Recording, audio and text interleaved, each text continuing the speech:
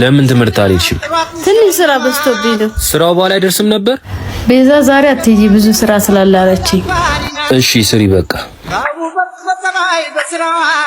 ክፉ ነሽ ቤዛ። ለምንድን ነው ልጅቷ ትምህርት ያልሄደችው? እሷ ደግሞ ተማረች አልተማረች ምን ትጠቅማለች? አልገባኝም።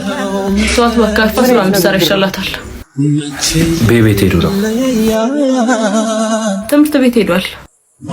ከነገ በኋላ ትምህርት እንዳይሄድ። ምን ማለት ነው? እየቀለድክ ነው? አልቀለድኩም። እንዴት አልቀለድኩም ማለት? ልጅን ከሰራተኛ ጋር እንዴት ታወዳድረዋለህ? አንቺ ብቻ ነሽ ወላጅ? እሷም እኮ ለወላጆቿ ልጅ ነች። እንዴ ጭራሽ! በራስሽ ላይ እንዲደረግ የማትፈልጊውን ነገር በሌሎች ላይ አታድርጊ።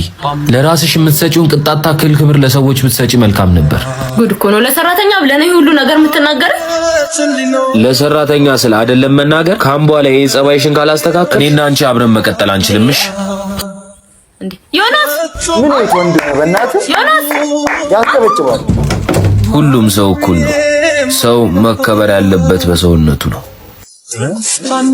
ሰውን በሰውነቱ ታከብረዋለህ እንጂ እንትን ነው የሚሰራው እያልክ ከፍና ዝቅ ማድረግ በጣም ትንሽነት። እስቲ ከዚህ ሐሳብ ጋር የምትስማሙ ሰዎች ኮሜንት ላይ